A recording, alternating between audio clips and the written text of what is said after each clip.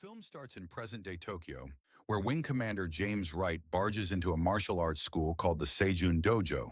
He was there looking for a Japanese army general who was the father of the dojo's owner. The man James met introduced himself as Shunsuke. James claimed to have known the general since the Second World War. Shunsuke was aware of the story but was immediately suspicious of James. He responded by ordering his students to attack James. You knew my father? I spent time with your father in Bataan. Now!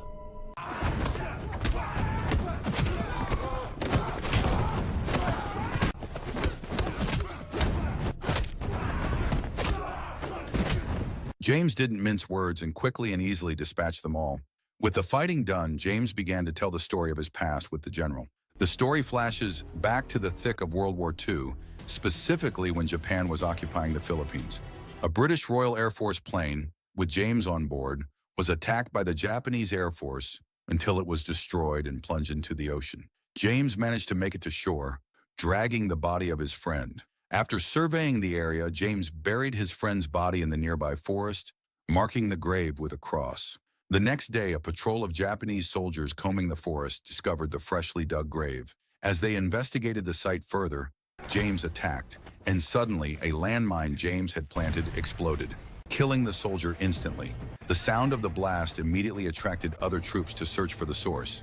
James tried to make a break for it, but he was quickly surrounded and forced to drop the knife, his only remaining weapon. James was arrested and taken to the detention camp. Upon arrival, the Japanese guards were seen distracted, placing bets on a spider fight. Then the commanding officer of the camp, Lieutenant Colonel Benjiro Ito, appeared. Ito announced that James was the sole surviving British officer from the crash. He immediately ordered his men to cut James's head. James, however, didn't take that lying down and resisted. As he was being led into the forest, James proved he was no sitting duck. He broke free and finished off his captors with a flurry of the most lethal martial arts moves, leaving the Japanese soldiers out for the count. After the brutal encounter, James quickly took a knife from one of the downed soldiers and beat a hasty retreat. While making his escape, James stumbled upon the wreckage of his plane, but before he could get his bearings, he ran headlong into a tripwire that dropped him into a camouflage pit trap. The knife flew out of his hand, leaving him completely exposed. As a result, James was captured and taken back to the detention camp by a different patrol. He was immediately brought before Lieutenant Colonel Ito. Ito, who had just found out James had killed 3 of his men, more like close comrades, was hopping mad. He threatened to settle the score with James the very next day. After that tense showdown, James was taken to the barracks and got acquainted with the other prisoners. Among them were a man known as the Beard and an American soldier, Sergeant Gabriel Villanueva.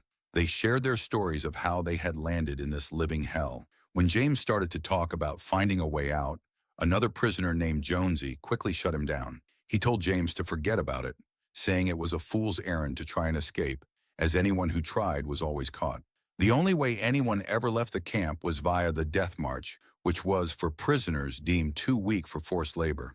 They would be marched for tens of miles to another camp, but most met a tragic end along the way. The next morning, James was paraded among the prisoners, seemingly for his execution. The guards deliberately left his hands untied, a massive blunder as it turned out. He was then ordered to watch a brutal fight between 3 prisoners who had broken the rules and Ito's champion fighter, known simply as Dahan. The champion, a massive, muscular man, easily beat the 3 prisoners to death.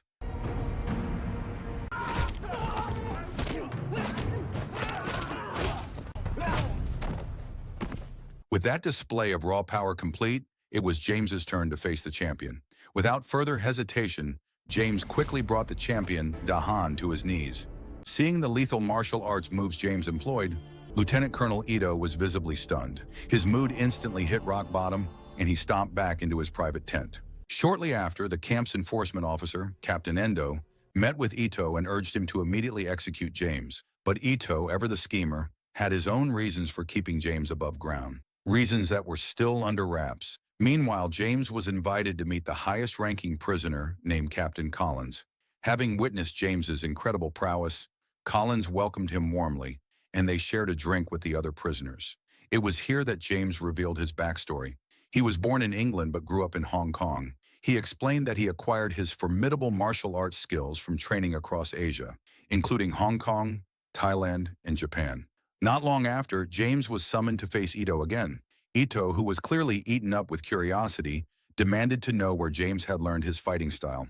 He recognized the technique James used as a forbidden one, suggesting he knew exactly who James's teacher was.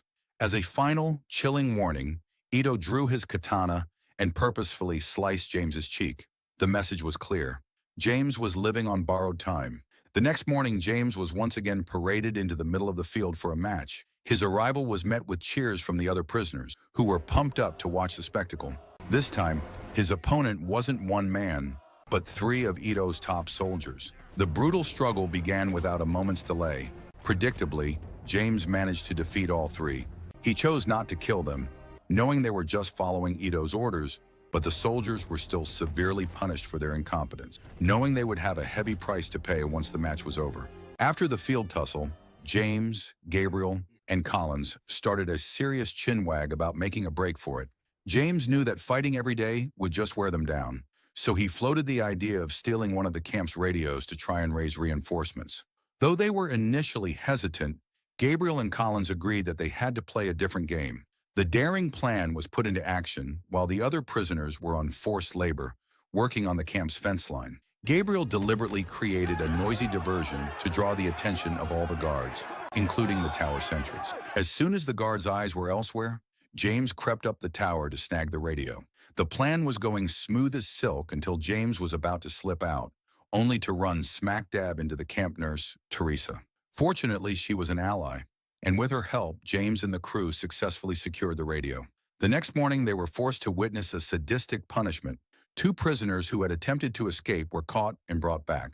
As the rain came down, Lieutenant Colonel Ito ordered his men to execute the 2 men, sending a chilling message to anyone else harboring escape fantasies.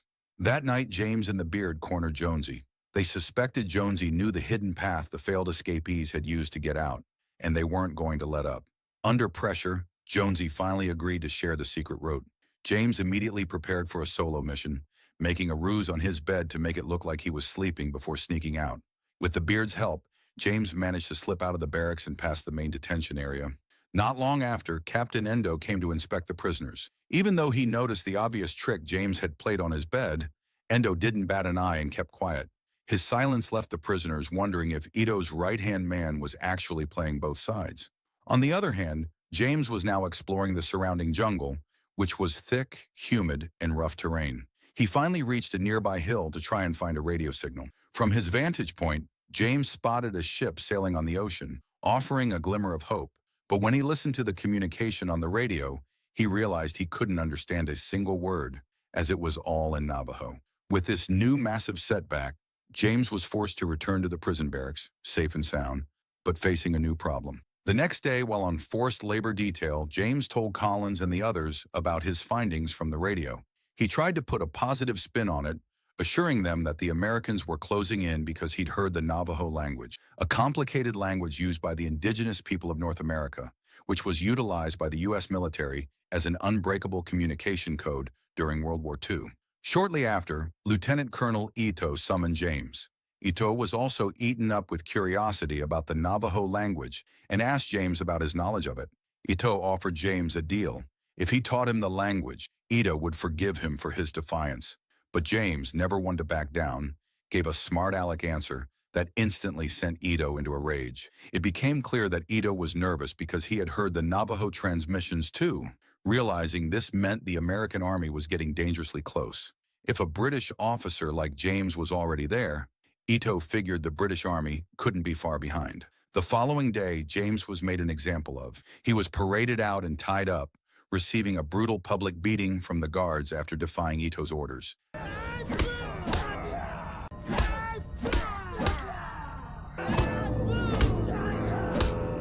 After the beating, with his hands untied and his body severely battered and bruised, James was forced to fight the soldiers who had just assaulted him.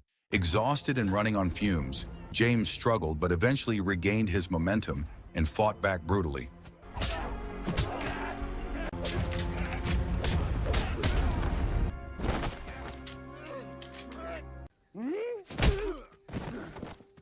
Unfortunately, he was then defeated by Captain Endo. Seeing his prisoner defeated, Ito upped the ante and, instead of punishing James or retreating, he shot several other innocent prisoners without mercy, delivering a chilling, unforgettable lesson. Following this horrific incident, James collapsed from his injuries and only regained consciousness 3 days later. When he finally woke, the camp nurse, Teresa, was there. She told James her own sad story of how she had become a prisoner of war. She confessed to James that while she knew this place was hell on earth, she believed escape was simply impossible. That night, James woke up to the chilling sight of a katana hovering just inches from his face. It was Lieutenant Colonel Ito, who had come to check on James and make sure he was fit as a fiddle for the upcoming fight. Ito's words were the same sinister threat. James would soon die. This is where Ito finally laid his cards on the table, revealing that he was deliberately toying with James's life because he was intrigued by his barehanded fighting style, which he recognized. Meanwhile, outside the barracks, the air was thick with tension. There were clear signs that Allied troops were closing in on the camp. However, Ito, who was doubling down on his fanaticism, warned James that if the Allied forces showed up, he would ensure absolutely no one, neither his own men nor the prisoners, would survive the ensuing battle. After the encounter, James was thrown back into the barracks with his friends. While chatting with Gabriel and the Beard, Jonesy spotted something. It was a flyer that had been dropped from the sky. It carried a message from General Douglas MacArthur, essentially stating that Japan would be held completely accountable for all the brutality, starvation, and deaths inflicted in the camp. For the other prisoners, that paper was a fresh air of freedom, a shot in the arm. It was a promise of liberation and justice. For James, however, it spelled disaster. He was gravely worried that the cornered Ito would choose a reckless, suicidal path, a kamikaze mission, where Ito would try to wipe out the entire camp, ensuring everyone was checking out early. Long story short, James and Gabriel later slipped out to check on the downed glider James had spotted earlier in the forest. As they were about to head back to the barracks, they ran into a lone Japanese soldier, whom James quickly and efficiently knocked sideways. To make their covert operations smoother, James decided to take a huge risk and recruit Captain Endo to work with them.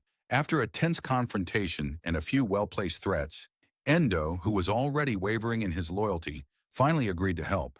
Because of Endo's cooperation, James and Gabriel were able to slide back into the barracks on time without raising any suspicion. The next morning, all the prisoners were hauled out into the field to witness Collins being punished for the incident involving the attack on the Japanese soldier the previous night. James, who was eaten up with guilt, immediately tried to confess the truth and clear the Collins name. However, since Collins had been caught red-handed near the dead soldier, James's plea was completely disregarded. Collins was forced to fight against one of Lieutenant Colonel Ito's soldiers. To everyone's surprise, Collins, despite his rank and age, managed to defeat the Japanese soldier, proving he was still a force to be reckoned with. After the tussle, James immediately challenged Ito to a one-on-one duel, but the cunning Ito wouldn't take the bait. He refused, offering a flimsy excuse, and instead ordered his men to detain James and torture him. This cowardly move sent James into a rage, and he didn't hold back, calling Ito a damn coward right to his face. That night, Gabriel and James, knowing they were running out of road, snuck out to use the radio. Gabriel, relying on the little he knew of the Navajo code, tried his best to communicate with the American soldiers. In an unexpected stroke of luck, the code was successfully received and answered by the American Army. They had finally made contact. However, when they returned to the barracks, they found that all the other prisoners had vanished into thin air. Just as Gabriel was about to check the situation, the Japanese soldier found out about them, sneaking out, and got beaten. The next day, both James and Gabriel woke up tied inside a small hut. Luckily, the camp nurse, Teresa, and another ally arrived quickly to spring them loose. Teresa revealed the awful truth. Shortly after James and Gabriel's transmission, an Allied plane flew over the prison camp.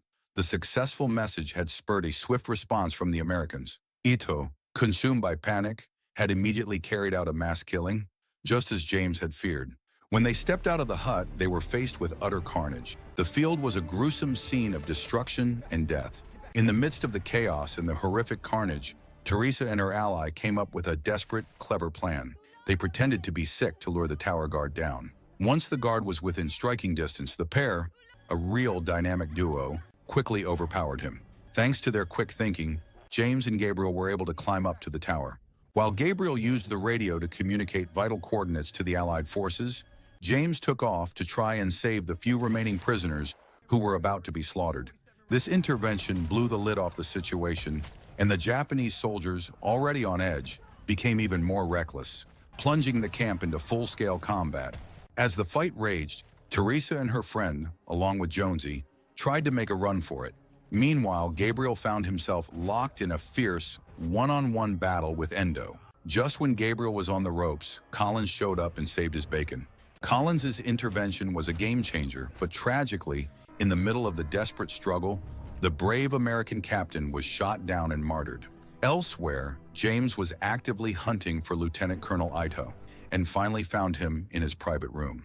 The two men finally engaged in the long-awaited duel, fighting tooth and nail with katana swords. But before James could finish the job, Gabriel pulled him away, screaming that they had to get to the forest immediately. On their way to the glider, James was almost shot by Captain Endo, who had been targeting him. But in an utterly shocking turn of events, the shot was deliberately thwarted by Ito himself. His true motivation for this betrayal remained completely up in the air. Wasting absolutely no time, James and his friends rushed to prepare the glider that would be towed by the incoming Allied aid plane.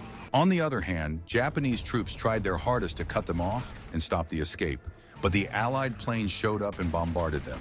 In that desperate moment, James spotted Captain Endo, the soldier who had helped them, being shot dead. Eventually, James and his friends successfully got airborne and were finally rescued from the prison camp. The escape mission, which had seemed utterly impossible, was cracked wide open by James's tenacity. Though they couldn't save every prisoner, James vowed to return soon to finish the job. The story flashes back to the present day inside the dojo in Tokyo. Shunsuke, the dojo owner, informed James that his father, Lieutenant Colonel Ito, had passed away a year earlier. Hearing the news, James immediately turned to leave, offering his formal condolences. However, Shunsuke blocked his exit and ordered his students to clear out. It turned out he wasn't finished. He demanded to see James perform the forbidden martial arts move he'd heard so much about. James agreed to the request, but while showcasing his skills, deliberately held back and did not use the deadly technique.